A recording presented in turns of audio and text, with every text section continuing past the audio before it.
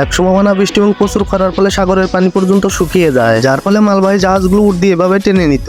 পানি এতটা দুর্লভ হয়ে পড়ে যে এক ফোঁটা পানিও টাকা দিয়ে কিনে খেতে হতো। এদিকেই কুকুরটি টিভির ভিতরে পানির পিকচার দেখে সেখান থেকে খেয়ে তৃষ্ণা মেটানোর চেষ্টা করছে। এদিকেই মেয়েটির ফুল গাছটি পিপাসায় টলে পড়ে যাচ্ছিল, আর ঠিক তখনই পানি চেয়ে কান্না করতে থাকে। এরপর মেয়েটি পানির জন্য দ্রুত তার বাসায় চলে যায়। দৌড় দিয়ে আসতে গিয়ে পানিটা হোঁচট খেয়ে পড়ে যায়। ফুল গাছটি পানি খেতে গেলেই পানিটা শুকিয়ে যায়, আর সে পানি না পেয়ে সে আরো জোরে চিৎকার করতে থাকে। এরপর মেয়েটি দ্রুত গিয়ে ট্যাপ থেকে পানি বের করার চেষ্টা করে, কিন্তু এক ফোঁটাও পানি বের হচ্ছিল না, যার ফলে সে কান্না করছিল। আর ঠিক তখনই এক ফোঁটা জীবিত পানি বের হয়ে আসে। আর তখন এই মেয়েটিকে বলে অনাবৃষ্টি থেকে বাঁচার জন্য মেঘের রাজ্যের রাজার কাছে যেতে হবে। ঠিক তখনই মেয়েটিকে সঙ্গে নিয়ে রংধনুর ভিতরে উঠে পড়ে এবং কিছুক্ষণের মধ্যেই মেঘের রাজ্যে তারা পৌঁছে যায়। আর তখন গিয়ে দেখে রাজা তার ফুল গাছে মেঘকে ধরে নিয়ে পানি দিচ্ছিল। ঠিক তখনই মেয়েটা পৃথিবীর অনাবৃষ্টির কষ্টের কথা তাকে খুলে বলে। এরপর রাজা তার কষ্টের কথা বুঝতে পারে এবং মেঘকে ছেড়ে দেয়, আর সাথে সাথেই পৃথিবীতে বৃষ্টি হতে থাকে, যার ফলে সবাই আনন্দিত হয়ে পড়ে। বন্ধুরা, তোমরা এই মেয়েটির জন্য একটা লাইক করো।